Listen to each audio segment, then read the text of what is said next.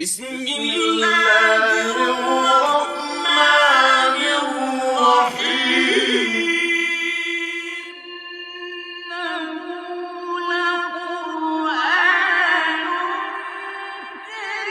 إنه لقرآن كريم. وقل اعملوا فسيرى الله عملكم ورسوله والمؤمنون.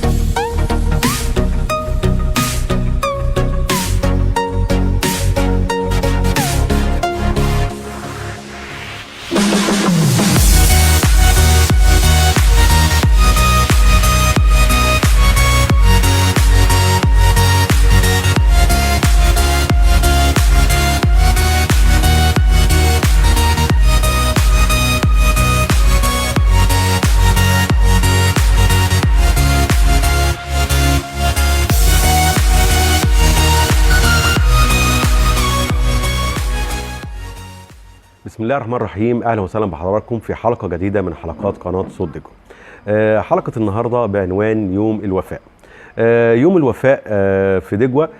يوم الخميس الماضي كرمت قريه دجوه الاستاذ سيد بحيري حلاوه بمناسبه وصوله الى سن التقاعد القانوني.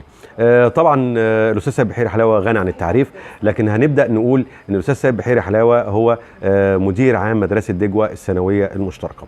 الاستاذ سيد بحيري ليه باع طويل في العمل التطوعي لقريه دجوه. الاستاذ سيد بحيري عمل فتره في المملكه العربيه السعوديه، وخلال هذه الفتره كان واجهه مشرفه للمصريين ولقريه دجوه بالاخص، وده كان اثر واضح جدا في الحفل بتاع يوم الخميس. لما حضرنا الحفله لقينا ان في زملائه في العمل واصدقائه السعوديين بصراحه بعتوا فيديوهات كلها ثناء وشعور طيب وكلمات طيبه ان دلت تدل على حسن الخلق وحسن التعامل والتفوق العلمي للاستاذ سيد بحيري. بصراحه الحفل كان حفل كبير، حضروا كم كبير من اهل قريته دجوه، بالاضافه الى العديد من الشخصيات المختلفه والشخصيات المرموقه على مستوى محافظه القليوبيه. كمان كان في ضيوف من محافظات اخرى زي محافظه المنوفيه ومحافظه الشرقيه. الاستاذ سيد بحيري من اهم بصماته بصراحه العلماء ورثه الانبياء. يعني ايه؟ الاستاذ سيد بحيري كان ليه دور رئيسي جدا في انشاء مدرسه دجوه الثانويه. الاستاذ سيد بحيري تبرع بجزء كبير من أرض المدرسة في سبيل أن تقام مدرسة ثانوية بالقرية، وأن أبنائنا أن هم ما يخرجوش خارج القرية، وأن هم يتحملوا عبء الخروج والمواصلات وخلافه. الأستاذ سيد بحيري على مدار توليه مدير المدرسة تفوقت، طلعت شخصيات كويسة جدا، وكان ليها تفوق علمي واضح وملموس. هندي نبذة بسيطة عن الأستاذ سيد بحيري. الأستاذ سيد بحيري هو من مواليد قرية دجوه 22 أغسطس عام 1960. الأستاذ سيد بحيري حصل على بكالوريوس علوم التربية قسم الرياضيات عام 1982. حصل على دبلوم خاص في التربية وطرق التدريس والمناهج عام 1985.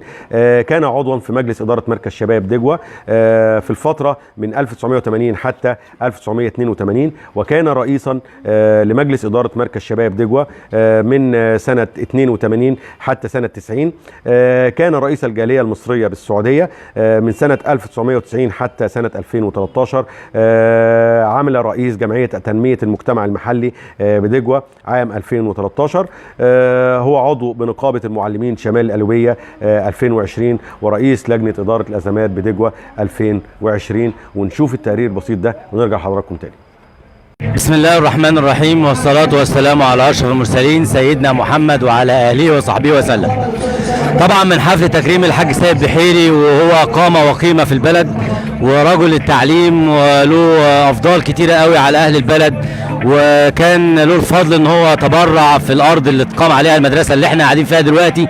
ومع الحضور الكريم والحضور الجمعي اللي موجود النهارده مشرفنا من قريه كياد دجوه الحاج طارق عصر. اهلا وسهلا بيك يا عم الحاج. اهلا وسهلا بيك، الله يخليك.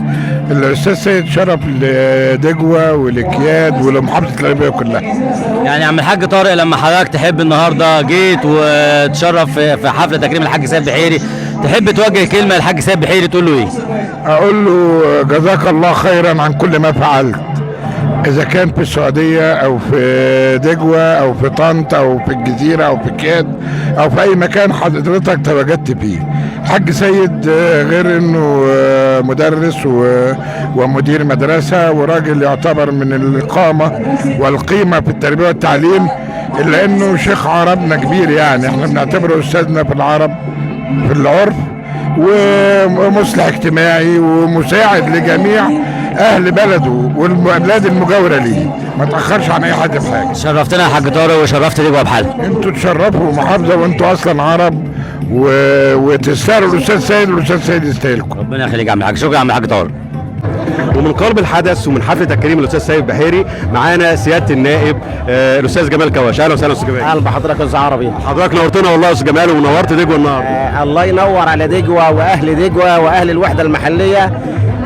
باللي انا شايفه، انا اول مره احضر حفله معاش بالشكل الجميل ده، بالشكل الرائع ده، بالاخراج الجيد ده.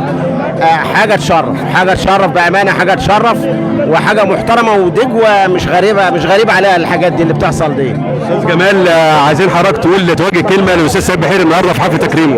اقول له ربنا يوفقك، وزي ما قالوا صديقه الصدوق،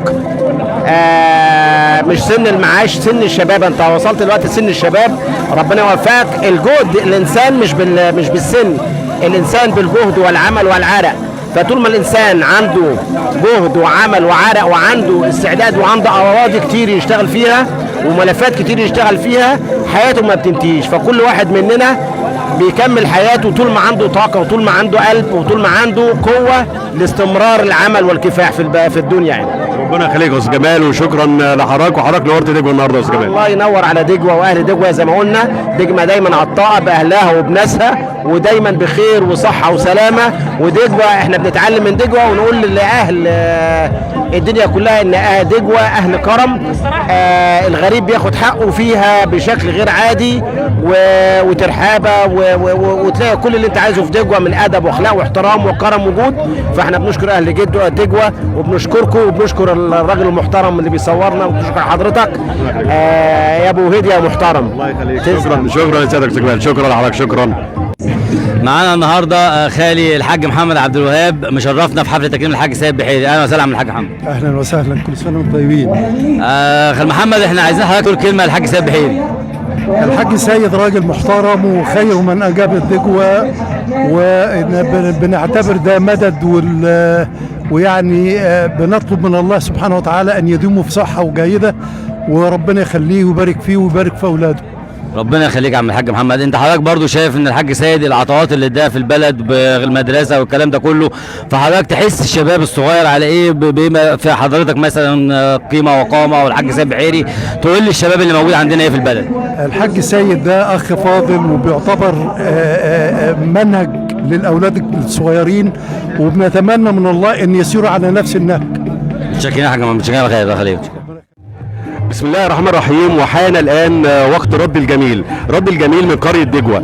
من أخذ على العطاء ظلت صورته في البقاء، ومن أخذ على المنح لم يعرف طريقا للمنع. إنه تكريم الأستاذ سيد بحيري. والنهارده بصراحة يا جماعة يعني احنا معانا ضيف قيمة وقامة بتقدر وجاية تحضر تكريم قيمة وقامة. أنا مش هقدر أوفي الدكتور فاروق هاشم حقه، لكن احنا بنرحب بيه. ازيك يا دكتور؟ اهلا بيك وسعيد بيكوا وفخور باللي انتوا بتعملوه على المستوى الانساني، المستوى الاعلامي. ان زي ما انا قلت شايف نهضة وروح جديدة تبعث في دجوة التي كانت نائمة وكانت متخلفة بالنسبة للقرى، اصبحت الان باذن الله تخوض القرى واصبحت نموذج يضرب به المثل. هناك بعض القصور ولكن يمكن علاجها باذن الله لتصبح مثل ونموذج باذن الله نبتغيه، ونرجو من الله انه يوفقكم دايما. فخور بيكم ابناء اعزاء. دكتور فاروق، هي دجوة كلها بتفتخر بيك وحضرتك. يعني انا بالنسبه لي انا شخصيا والله كلام بقوله من القلب مش مجامله. يعني انا اول حلقه في القناه انا عرضت بوست لسيادتك وما كنتش اعرف سيادتك، بس مجرد الاحساس الجميل والكلمات الراقيه وصلتنا. دكتور فاروق، النهارده انا عايز حضرتك تقول كلمه، لان حضرتك محتاج لقاء لوحدك، انت حضرتك محتاج حلقه لوحدك، وده ان شاء الله يحصل في القريب. بس انا عايز حضرتك تقول كلمه النهارده للاستاذ سيد بحيري. الاستاذ سيد بحيري رغم زي ما انتم شايفين إصابة في قدمي تمنعني من الحركة، وأنا اعتذرت عن كل لقاءات وكل مواعيدي، ولكني لم أكن مخيرا في أن آتي أو لا آتي. بالنسبة للأخ الحبيب سيد بحيري الأستاذ والمعلم الكبير والأخ الحبيب، أنا ما جيتش بس عشان سيد بحيري الإنسان، وإنما جيت عشان أحيي وأقدر قيم هو يحملها، وأرجو من الله أن تنبعث وتنتشر هذه الروح بين أبناء دجوة، لأن بهذه الروح سوف تتحول دجوة إلى كيان آخر مختلف أرقى وأعظم وأنظف. وبفضل سيد بحيري والفضل لله أولا ما كانت هذه المدرسة. صح. فهذا دليل المدرسة ليست مبنى. يا دكتور انا مش عايز حضرتك تبخس حقك، لان احنا عارفين ان حضرتك كان ليك دور كبير جدا. لا والله يا دكتور كل البلد عارف ان حضرتك ليك دور كبير جدا. دوري في المدرسة بالظبط كده. وما رميت إذ رميت ولكن الله رمى، وما زرعت إذ زرعت ولكن الله زرع، وما رويت إذ رميت ولكن الله روى، وما صنعت إذ صنعت ولكن الله صنع. فأنت بالإخلاص بنية إنك تقدم أي شيء، تقوم بأي عمل، بالتدريس، بكتابة المقالات كصحفي، بطبيب، أن تبتغي وجه الله وأن تقوم بعملك في إخلاص. فالإخلاص هو الذي يعطي الروح لأي عمل، وتتحول الثمرة الصغيرة التي رميتها في الأرض إلى شجرة كبيرة ضخمة مذهلة تذهلك أنت شخصيا. أنا في هذه السن بعد أن بلغت من الكبر عتيا أنا شفت نتائج وثمار أعمال بسيطة كنت بعملها بإخلاص وبكل جهد، ولكن كانت الثمار الناتجة عن هذه البذور التي رميتها مذهلة كبيرة، فعلا بتصيبني ببعض الأحيان بهيجان المشاعر وانفعال لدرجة ان الدموع تترقرق في عيني مما أراه من وفاء وحب ونماء. انك بتشوف ولادك اساتذه كبار واساتذه وعمداء في واساتذه في الجامعات وصحفيين، هذا انك بتشوف محاولتك لبناء صغير ما انتش عارف. كان معجزه ان المدرسه تتبني، واستحاله كل ما اروح لهم يقولوا لي استحاله، عايزين الارض تكون على النواصي وبتاع، ولكن بإصرار وإلحاح وبفضل الله. أنت ترمي ولكن الله رمى.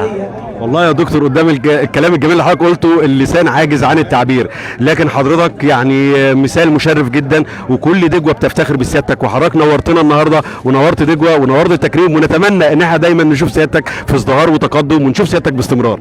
فخر ليا ان اكون احد ابناء دجوه، وان اكون قضيت جزء من عمري في عزبة هاشم التابعة لدجوة، لان حياتي في الطفولة بكل ما مارسته من نماذج لحياة مثل الفلاحين مثل اهلي في الري والزراعة والفلاحة والعزق والتمليح، كل دوت فادني وانا صحفي كبير، لان الناس بتستغرب، لان دوت بيخليك اكثر قدرة على المقاومة، اكثر قوة، اكثر فهما لمن حولك دون ان يدروا ما هو السبب. السبب هو دجوة وعزبة هاشم واهلي الذين هم اصحاب فضل عليا. شكرا جدا لحضرتك دكتور فاروق، حضرتك نورتنا النهارده يا دكتور. ده انا اللي بشكركم، فخور بيكم جدا جدا، وارجو ان انتوا تستمروا في هذا الجهد العظيم وهذا الاخلاص. ربما تنافسوا السيسي BBC في يوم ما او CNN. والله نفسك معانا يا دكتور، نفسك معانا يا دكتور. شكرا يا دكتور، شكرا لحضرتك، شكرا. مشرفنا الاستاذ محمد شوقي. اهلا وسهلا بك يا استاذ محمد. اهلا بك يا استاذ عبد الله. استاذ محمد، تحب تقول لي الحاج سيد بحيري في يوم تكريمه النهارده؟ والله انا اقول له ان اول الايام الشبابيه هي بتبدا بعد ال60، وهو كان راجل قيمه. تبرع بالارض اللي احنا عليها دلوقتي اللي هي المدرسه الثانوي، وكان له مجهودات كبيره في البلد وما زال بيعمل حتى الان، وبقول له الف مبروك وربنا يديك الصحه ويخلي لك اولادك والف مرحب ان كنت تكون تشرف دجوه خارجا وداخليا، وفي السعوديه كمان كان مشرف دجوه. متشكرين يا استاذ محمد، ربنا يوفقك. ما نسيناش طبعا في الحفل التكريم ده صاحب الضحكه الحلوه وصاحب الابتسامه الاستاذ فوزي بن داري. اهلا بيك يا استاذ فوزي. اهلا بك يا باشا، ومنورين الدنيا كلها، والف مبروك للقناه بتاعتكم كده، وربنا يبارك فيك وتكون مسموعه في الدنيا كلها. ربنا يخليك يا استاذ فوزي. فوزي، في يوم الوفاء واللمسه الجميله بصراحه اللي احنا شايفينها الحاج سيد بحيري، تحب حضرتك تقول للحاج سيد بحيري ايه؟ اقول له انك انت نهر من العطاء، ونهر العطاء لا يتوقف عند سن معين، لابد يكون هناك من المزيد، بل نتفرغ للعطاء لقرية دجوة، لأن هي الأم اللي احنا باسمها وبخيرها عايشين، فلابد نعطي لها أكثر وأكثر من الأول. ربنا يخليك يا استاذ فوزي. استاذ فوزي، نصيحتك ايه للشباب الموجودين في دجوة؟ نصيحتي انهم يهتموا بحب مع بعض، وقفة مع بعض، يد واحدة في كل شيء مع بعض، يبقى لها شأن دجوة. بطلب منهم في أي اتجاه وقفة واحدة، يد واحدة، يشوف العمل العام، يبص للبلد عايزة ايه وناقصة ايه، عشان تبقى دجوة بدأت الحمد لله. واحنا النهاردة بنقول في ملحوظة ان قرية دجوة كان كلها مديرين من خارج دجوة، بقى عندنا مديرين في جميع مدارس دجوة من دجوة وخارج دجوة، ودي بداية صحوة، وأتمناها أن الشباب ياخد باله ويكونوا يد واحدة في كل حاجة، لأننا احنا تعتبر من أفضل القرى في طيبتها، في أخلاقها، في علمها، في كل شيء، فيجب ان دجوة تبقى في الرياده من كل البلاد اللي حوالينا. احنا بنشكرك يا استاذ فوزي، وربنا يديك الصحه يا رب. الله يخليك، وربنا يبارك فيك ويزكوا يا باشا. ربنا يخليك، الله يخليك. شكرا يا استاذ، شكرا. من حفل تكريم الحاج سيد بحيري مشرفنا الاستاذ حسام عامر. اهلا وسهلا بحضرتك. اهلا بيك يا فرح، مرحبا، اهلا وسهلا. اهلا بيك يا استاذ حسام. استاذ حسام، طبعا حضرتك يعني مش غني عن التعريف في البلد، ولك صوتك ومسموع ولك محبينك. في حفل تكريم الحاج سيد بحيري تحب توجه له تقول له ايه؟ والله النهارده كان يوم جميل جدا، هو نقول ده يوم الوفاء، وحقه علينا ان احنا نقدم الجزء البسيط ده ليه. رجل له مكانه، هو قيمة وقامة، وربنا يبارك خطواته في كل مكان يمشي فيه ويقعد فيه، لأن هو بنسميه كده ايه الترمومتر او الدينامو بتاع القرية. فربنا ييسر له حاله في القادم، ونقول ايه مسيرته الطيبة اترجمت النهارده على ارض الواقع بحب الناس ليه. عشان كده بقول ايه، مربحا بالاستاذ سيد بحيري في كل مكان وفي كل مجال يعني يتواجد فيه. استاذ حسام، تحب من خلال اللقاء طبعا والفرصه ان حضرتك موجود معانا النهارده تقول ايه لشباب البلد وتقول ايه لدجوه لاهل بلدك وتقول لهم ايه؟ اقول اولا دجوه بخير وشبابها بخير، اذا كان في الماضي وفي الحاضر لهم حضور اوسع. يمكن المنصات الاعلاميه البركه فيكم جعلتوا صورة دجوة على الساحة وعلى الملأ وعلى الناس. أنا جالي اتصال من لندن بيقول لي في قناة لدجوة موجودة وبتتسمع في لندن هناك، وفرحان بها جدا. شباب طيب وشباب مجتهد وشباب عنده رؤية وشباب يعني بيستشرف المستقبل. فدجوة بخير وشباب بخير، ونقول لهم يعني خذوا من الماضي للحاضر ما يعينكم على ما هو قادم ان شاء الله. ربنا يخليك يا حسام، احنا اتشرفنا بحضرتك وربنا يبارك فيك. يعزك ويبارك فيك، وانا سعيد جدا جدا بالقناه وسعيد بالاستاذ سيد عبد الله طبعا. عبد الله السيد يعني ابن احسن الناس واجدع الناس، واخو طبعا الاستاذ صفوت انا عارف فيعني اهلا بيك ومرحبا بالقناه الطيبه، وبرضه الاستاذ عربي وهيدي ربنا يبارك لكم. انتوا جعلتوا صوره دجوه طيبه بالقناه بتاعتكم ان شاء الله. ربنا يخليك يا استاذ، شكرا يا فندم في رعايه الله، وكل عام وانتم بخير بمناسبه العام الهجري الجديد 1442. السلام عليكم ورحمه الله. حفل تكريم الحاج سيد بحيري معانا الاستاذ محمد عبد العظيم. اهلا وسهلا بك يا استاذ محمد. اهلا بك يا استاذ عبد الله. استاذ محمد، حضرتك تحب تقول ايه النهارده الحاج سيد بحيري؟ نقول للاستاذ سيد بحيري في حفل تكريمه في هذا اليوم الكريم، يوم ذكرى هجرة المصطفى صلى الله عليه وسلم، ومن يمن الطالع أن يوافق حفل تكريم وسن التقاعد للحاج سيد بحيري مع بداية عام هجري جديد. ونقول للحاج سيد بعد ما قالوا إخواننا المتكلمين والمتحدثين: لو أعطيت ريشة من الجنة وحلقت في خيال الآفاق العالية عن أن أصف الصورة الأخلاقية للحاج سيد بحيري ما استطعت. فهذه شخصية نادرة أنعم الله على بلدتنا دجوة بهذه الشخصية. وربنا سبحانه وتعالى يقول في كتابه العزيز: لو أنفقت ما في الأرض جميعا ما ألفت بين قلوبهم ولكن الله ألف بينهم. فحب الناس وحب أهل القرية والقرى المجاورة وجميع أطياف دجوة من سن صغير لسن كبير لمشايخ لعلماء لحب هذه الشخصية لا يأتي من فراغ إلا بإخلاص هذا الشخص الكريم في عمله وتفانيه. وما من بيت في دجوة إلا للحاج سيد بحيري عليه فضل، سواء كان في تعليم أو في حل مشاكل أو في أداء واجب عزاء أو في أداء واجب ضيافة أو في أي مكان. ما في بيت في دجوة إلا والحاج سيد له فضل في هذا البيت. ونقول إن سن التقاعد ما هو السن للأعاد، ده هو بداية مرحلة جديدة له عشان يتفرغ لحل مشاكل البلد ويتفرغ للمجهود اللي هو هيبذله بعد كده. ونقول ايه بقى لكل متقاعد: ان واعز ما يبقى ود دائم ان المناصب لن تدوم طويله. المنصب راح والكرسي راح، ولكن الود اللي كان موجود هو اللي فاضل. وديت كانت مقولة الشيخ أحمد الفرغال الله يرحمه، وكان كاتبها في أحد المعاهد الأزهرية: وأعز ما يبقى ود دائم إن المناصب لن تدوم طويلة. وأخيرا وليس آخرا أقول: لو أعطيت ريشة التصوير وحلقت في خيال الآفاق الواسعة على أن أصف الصورة الأخلاقية للحاج سيد بحيري ما استطعت. فهو شخصية نادرة بيتعامل مع كافة أطياف المجتمع من سن صغير لسن كبير، بكل واحد بعقله وصدره رحب. وزي ما شفنا في حفل التكريم له أثاره في السعودية وأثاره في دجوة وأثاره في جميع محافظات مصر.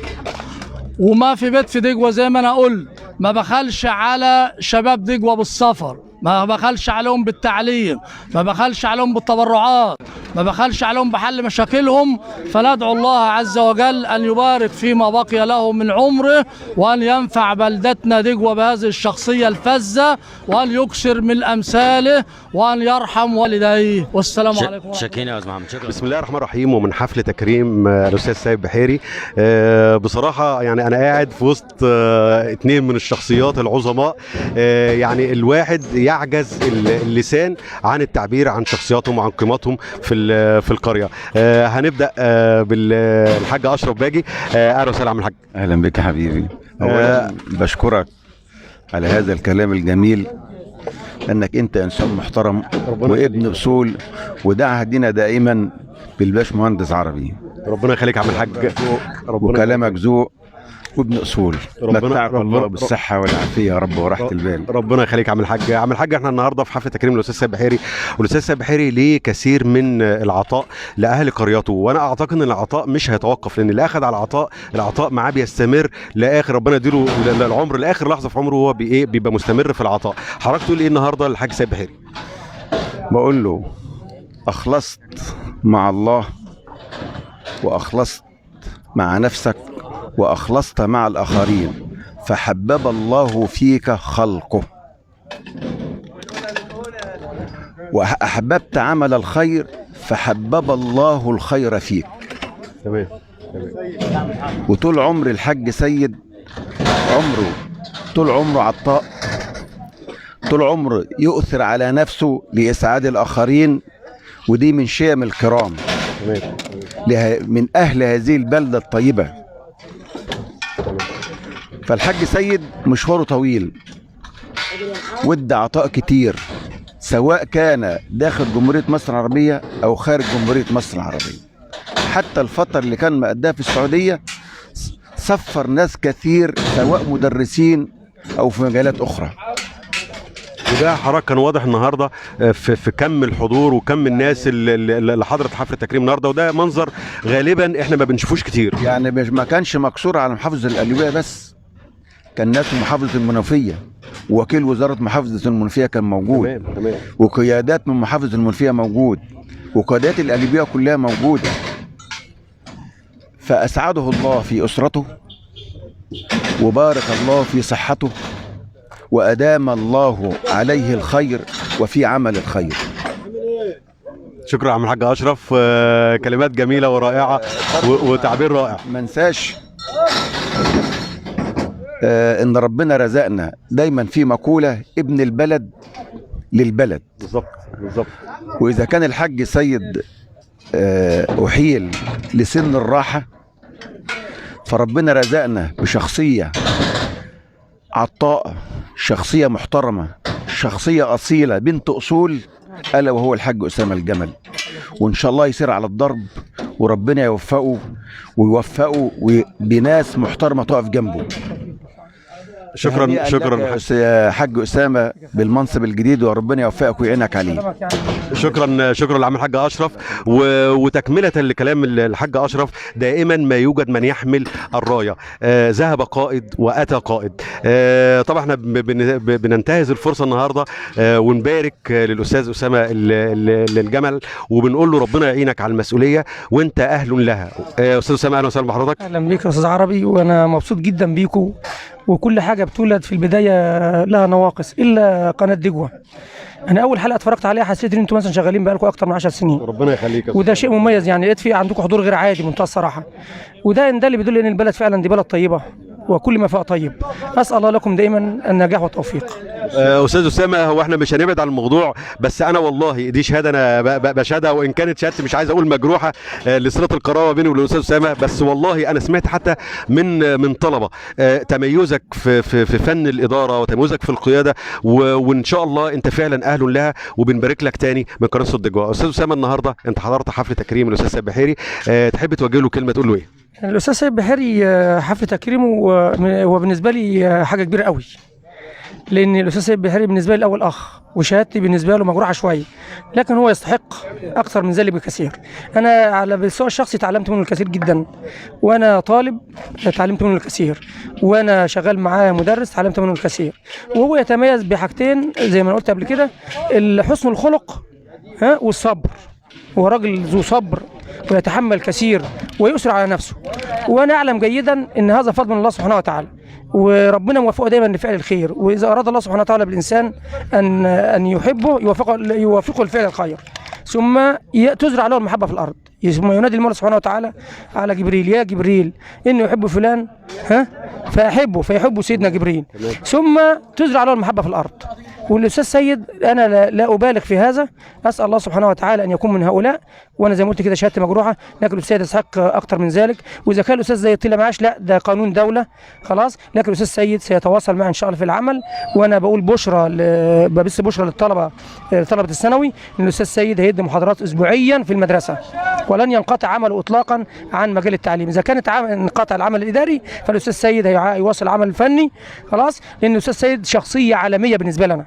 انا مش بقول الكلام ده من كلام فقط، لا، الاستاذ سيد فعلا شخصيه عالميه لا يقل باي حال من الاحوال على الناس اللي شرفت مصر بره، احمد زويل او محمد صلاح او الناس اللي احترموا. لا، الاستاذ سيد بحيري كان له علامه وميزه وما زال له بصمه في السعوديه، الكل يعلم ذلك.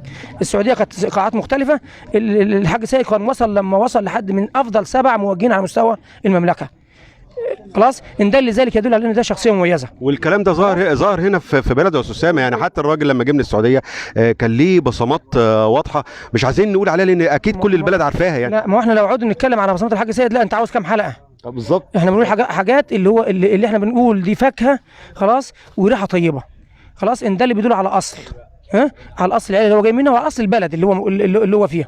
اما الاستاذ سيد انا مستنظر منه كتير لسه، يعني لسه كتير. الاستاذ سيد هتشوف الاستاذ سيد تاني، هتشوف الاستاذ سيد وهو بيأدي علم بقى. الاستاذ سيد كان بيأدي اداره قبل كده، لا الاستاذ سيد بعد كده يأدي علم وبوش. انا بضيفها بشرى ثانيه للصف الاول الثانوي والثاني ثانوي وثالثه ثانوي، لا هتلاقوا مستشارين على راسهم الحاج سيد بحيري ان شاء الله. والشكر شكرا لحضرتك يا استاذ سامة، وانت حضرتك طبيعي لينا لقاءات كتير تانية بحكم بقى المجال التربيه والتعليم وبحكم قيادتك للمدرسه، فان شاء الله احنا بنتشرف بحضرتك يا استاذ سامة. انا خدام لتراب دجوه، مش لطلبه دجوه، لا خدام لتراب دجوه. ربنا يبارك لك يا استاذ سامة، شكرا لحضرتك. توفيق والف شكر ليكم. شكرا لحضرتك. شكرا. ومن قرب الحدث معانا من قريه طحله الدكتور احمد علمة. ازيك يا دكتور؟ اهلا وسهلا بحضرتك. ازيك يا زعرب؟ نورت دجوه يا دكتور احمد. ده نورك، منوره باهلها كلها ومنوره برجالتها الجميله دي.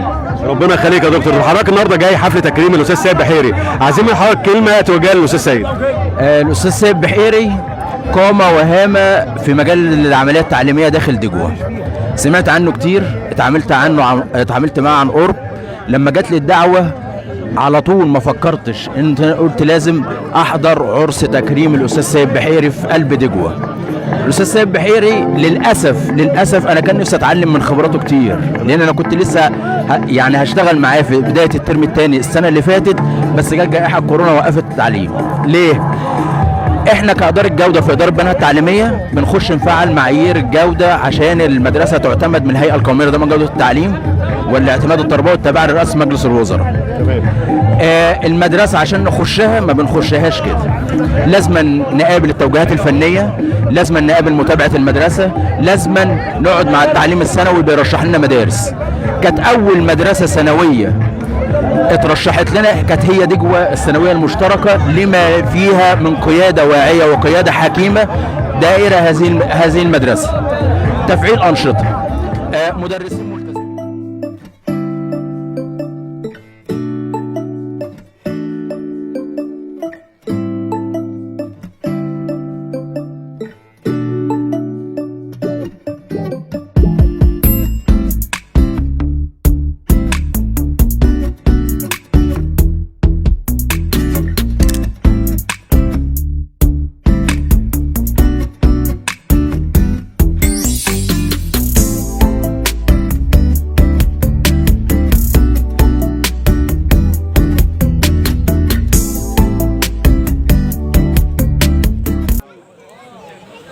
بيشرفنا النهارده في حفل تكريم الحاج سيد بحيري، عالم جليل من علماء الازهر الشريف، رئيس جامعه الازهر سابقا، ابن من ابناء قريه نحله، ابن من ابناء مركز بنها. شرف لكل من ينتمي لمحافظه القليوبيه هو الدكتور ابراهيم الهدهد. اهلا وسهلا بحضرتك يا ابراهيم.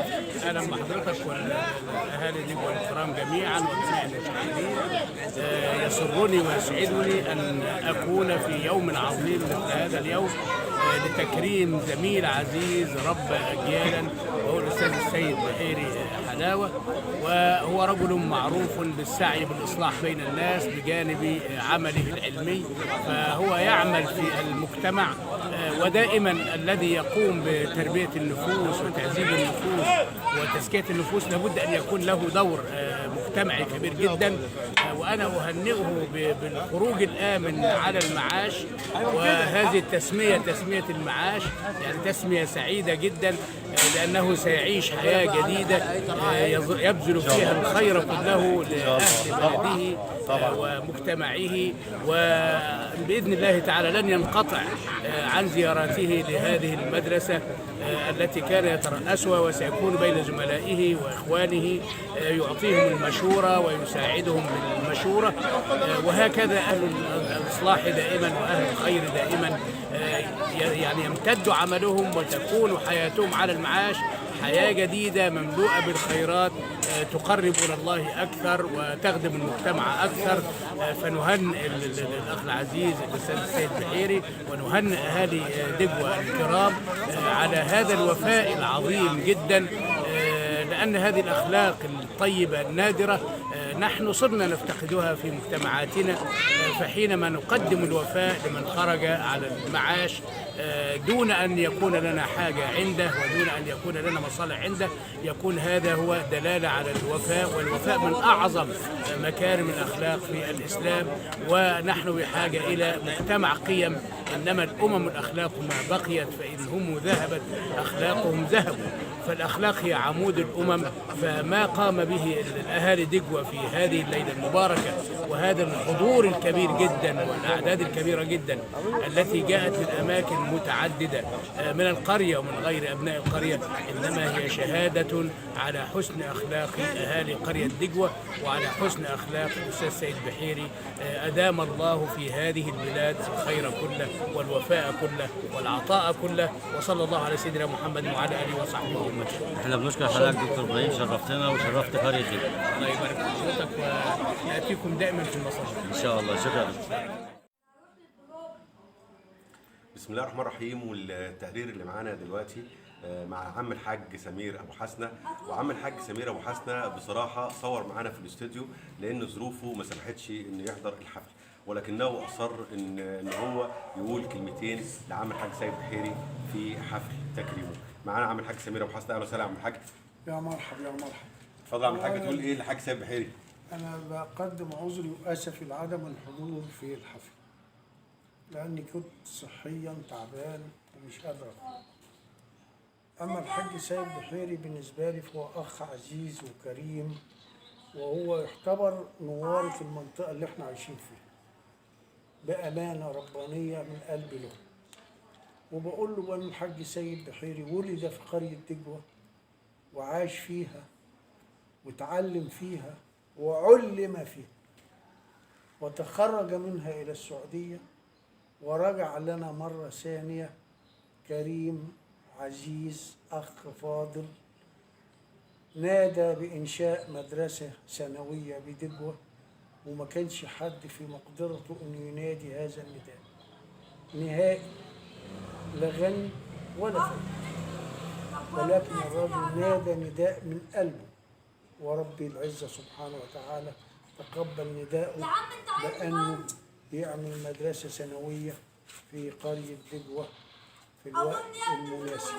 دجوة مش دجوة محتاجة إلى المدرسة ومحتاجة إلى العلم، وماليش دعوة بقى تبرع ما تبرعش، دي مش قضية، ولكن هو قام بإنشاء المدرسة وصمم على إنشاء.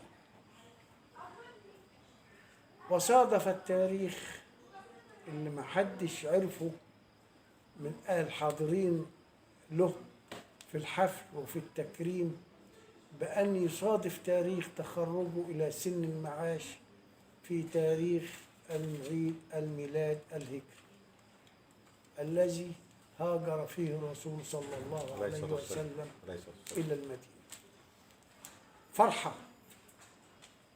ومعزة وكرم من الله سبحانه وتعالى للسيد بحيري بأن يتخرج في هذا التاريخ، ولم يحسبها علم ولا فلكي ولا أي زمن، رب العزة حسبها لوحده. تخرج السيد بحيري والعالم كله كان يهنئه ونسيوا إن كرموه في عيد الميلاد الهجري، عيد البشرية كلها يحتفل فيه المسلمين جميعا بالفرحة وبالهجرة. والرسول سيد بحيري طلع إلى سن المعاش عزيز مكرم فاضل. كنت أتمنى بأن أنا أكون حاضر وأقول كلمتي للعالم كله بأن السيد بحيري من الطيبة اللي عاشها واللي دلت عليها واللي دل فيها كله تخرجه في يوم عيد الميلاد الهجري. عم الحاج سمير، انت دلوقتي الحاج سيد بحيري طبعا طلع معاش. معنى طلع معاش يعني هو كده انت شايف ان عطائه هيستمر، ولا هو من الشخصيات اللي خلاص هيكتفي بالعطاء اللي فات على كده؟ الحاج سيد بحيري من الناس العمليين ولن يقبل الوعد نهائي، وسيظل في العطاء لقرية دجوة، لأن دجوة محرومة من شخصيات تمثل السيد بحيري في شخصها، ونأمل الله سبحانه وتعالى أن يكون بجواره هيئة مستقلة تعمل على الخير لأهل البلد. شكرا عم الحاج سمير، وكلمتك طبعا كلمة عظيمة ومؤثرة، وطبعا احنا بنشكر حضرتك ان حضرتك اصريت انك تقولي الكلمة للحاج سيد بحيري بعد ما ظروفك ما سمحتش. شكرا عم الحاج سمير. أشكرك يا عم الحاج عربي أنت وهيئة القناة بقرية دجوة على أنكم بتقوموا وبتعملوا مواعيد للناس في ظروفها وفي حفلاتها وحسب المناسبات اللي بتقع على كل إنسان منا في الحلو والوحش. والتخرج بتاع الحاج سيد بحيري ده بيعد من التعداد العالمي الإيجابيات بتاعت القرية، الإيجابيات في القرية، الإيجابيات بتاعت القرية يعد في تاريخ دجوة له، لأنه شخصية طيبة ومن منزل طيب ونشأة طيبة، ولكن العالم يعرف. والدليل لكم على الطيبة بتاعته تخرجه في يوم عيد الميلاد الهجري. حد فيكم حسبها؟ بصراحة هي اتحسبت عم الحاج سمير، وفي بعض الشخصيات امبارح علقت على الموضوع ده وقالت الكلمة دي في كلمتها، يعني قالت المناسبة دي في كلمتها ان فعلا يوم خروجه على المعاش توافق مع السنة الهجرية الجديدة. ده من عند الله، الحمد لله رب العالمين، من عند الله، مش من عندكم ولا من عندي ده ولا من عندي ده، من عند الله سبحانه وتعالى. الحمد لله، تركيبة ربانية بدون عالم يحسبها. الحمد لله رب العالمين. وندعو له بالتوفيق دائما يا رب، وبالصحة أهم حاجة، ويهنأ بالحياة السعيدة الجديدة له بالنسبة له، وهو أهل خير وأهل كرم للبلد كلها. شكرا. السلام عليكم ورحمة الله. شكرا عم الحاج سمير، شكرا، سعدنا بلقائك عم الحاج. ومن حفل تكريم الاستاذ سيد بحيري معانا صاحب هذا العرس، الراجل اللي ليه بصمه في دجوة. انا عايز اقول حاجه يا جماعه، ان سن التقاعد القانوني قد يكون لبعض الاشخاص بدايه وقد يكون لبعض الاشخاص نهايه، ولكن الحاج سيد يتميز ان سن التقاعد ان شاء الله بالنسبه له استمراريه، لان من اخذ على العطاء ظلت صورته في البقاء، ومن اخذ على المنح لا يعرف طريق طريقا للمنح. معانا صاحب العرس الجميل الحاج سيد بحيري. اهلا وسهلا بالحاج. اهلا بيك يا صاحبي، اهلا وسهلا، كل سنه وانتم طيبين. وحضرتك بصحه وسلامه. احنا اولا كل القريه بتهنئ حضرتك بالحفل العظيم، وده ربنا لما بيحب عبد بيحب في خلقه، ودي صوره اول مره نشوفها في دجوه. فحضرتك تقول ايه للضيوف وتقول ايه للي حضروا الحفل النهارده؟ والله يعني حضور الضيوف ده وسام على صدري حقيقه، انا فوجئت والله يا استاذ عربي، ما كنتش متخيل ان ممكن يحصل بالشكل ده. لكن انا لما طلعت المسرح وشفت الناس قدامي، انا حتى كل الكلام راح مني، وانا كنت كاتب في ورقه كلام مش شايفه، مش من الضيوف والناس الموجوده، وانا ما دعيتش نص الناس دي كلها، انا دعيت بعض الاشخاص بالتليفون، والباقي اللجنه المنظمه دعت شباب، لكن الباقي كله جاي يعني حبا فينا وحبا فيهم يعني. فهم كانت حاجه طيبه، وانا بشكرهم من خلالكم، بقول لهم كتر خيركم، متشكرين، وان شاء الله يردوكم في المسارات يا رب ان شاء الله. استاذ سيد، حضرتك كان ليك بصمات كبيره، وحضرتك طبعا كل البلد عارفاها، وانا بذكر على الاقل بعدها النهارده هي مدرسه دجوه الثانويه، وجود حضرتك المشكور في انشائها. استاذ سيد، دجوه النهارده بترد الجميل لحضرتك. استاذ سيد، دجوه تتمنى منك الكثير والكثير، فطموحك ايه وخطه حضرتك ايه بعد الاحاله للسن القانوني؟ والله احنا مش هنبطل، انت عارف يا استاذ عربي، احنا مش هنبطل خدمه البلد، وانا زي ما قلت لك بحلم دايما ان نكون دجوه دي قريه نموذجيه، وان شاء الله يا رب بايدينا وفي ايدين بعض، وان شاء الله وبالتلاحم اللي انا طلبته من الناس ان احنا نحط ايدين بعضنا، وان شاء الله نوصل ببلدنا لاحسن بلد واحسن قريه على مستوى الجمهوريه. عندنا افكار كتير وعندنا اراء كتير، ان شاء الله نقعد مع بعضنا ونمسك مشروع زي مشروع انت كنت قلته، المجالس العرفيه، ومشروع المطافي، ومشروعات كتير ان شاء الله نتبناها ونخلص مشروع. عندنا مشروع الغاز نكمل فيه البلد، وعندنا ان شاء الله نامل ان يكون عندنا مدرسه فنيه للبلد، مدرسه تجاريه في البلد، كل الحاجات دي نامل فيها ان شاء الله، وعشمنا في الله خير، ومن تكاتفنا مع بعض، وان شاء الله ربنا يوفقنا للخير ان شاء الله. أستاذ سيد، حضرتك لم تتخاذل يوما عن أي خدمة لأهل البلد، سواء التوفيق من عند ربنا. حضرتك قلت كلمة جميلة، قلت بعض الأمور حضرتك تبنيتها ووفقت فيها، وبعض الأمور لم توفق، وده مش تقصير من حضرتك، هي الظروف أكيد بتفرض نفسها. أستاذ سيد، طيب منصب حضرتك بالنسبة للنقابة إيه؟ لأن برضو المجال التعليمي ما يستغناش عنك.